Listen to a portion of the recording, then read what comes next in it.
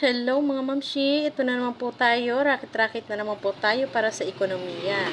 At yan nga mga mami, ayan po, papunta na po tayo sa ating trabaho po. Ayan dyan po sa Tavera Street.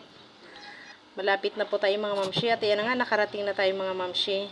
Oras ng paglalaba ngayon mga mamshi, ayan, patapos na po ako dyan. Di ko, yung iba na lang pong mga pahabol pa po ang kailangang gawin dyan mga mamshi kasi medyo marami-rami din po yan. Nakawashing naman po. Ang inyong rakiterang ina, kahit ano na lang talaga ang ating pwedeng gawing pangrakit, diba? Para sa ating mga junakis. Kasi syempre, ang mahal ngayon sa mga gastusin, lalo ng pamasahe. Akalain nyo po mga estudyante, mataas na din ang pamasahe, diba? Ay, Diyos ko, Rodi.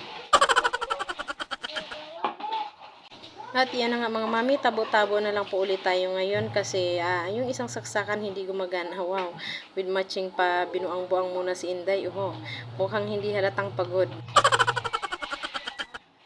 Pero sa totoo lang dyan mga mamsi, masakit na talaga dyan balikat ko dyan. Ayan po at atin ulit hihilahin kasi wala namang, medyo malayo-layo ang alkuhaan ng tubig dyan mga Mars. Kaya ayan po tayo dyan, pahila-hila po na lang tayo ng ating mga kailangang andawan. Pero okay lang yan, hindi naman tayo napapagod. Ang ina talaga mga mamshi, hindi napapagod, diba? Alam niyo mga mamshi, ayan, may pahabol po tayo. Mga kumot po yan, malalaking mga kumot yan.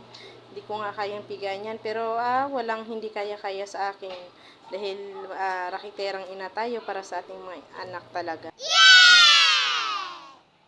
Kaya kahit masakit ang braso, sige lang, pait lang, mamaya pag-uwi, pahaplas tayo ng ating pabango. Alam niyo naman ang pabango natin mga mamshi, diba? Nating mga senior. Ang pabango ko pala mga mamshi ay efficacent oil. Hahaha. O diba mga mamshi, huwag na kayong gumaya sa akin. Diba? Ayan po at patuloy na tayo nagpiga dyan ngayon. Pa isa-isa lang, hindi ko talaga inano dahil napakabigat talaga ng mga kumot na yun. Alam niyo po yung mga kumot na sumisip-sip na sa tubig. Tapos pagbuhatin mo, napakabigat. Ko po, daig ko pang nagbuhat ng isang kabang bigas mga ma'am. At iyan na nga po, kukuha na po tayo ng mga hanger mga mamsi at akin ang ihahanger yan.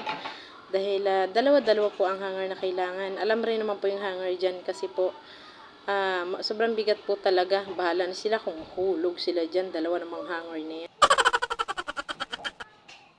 At yan na nga mga mamshi, maghahanger na tayo.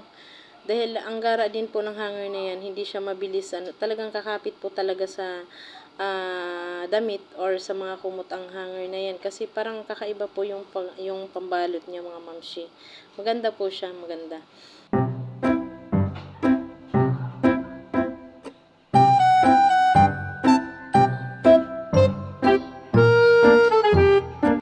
Sige lang Inday, maghanger ka na at nang matapos na.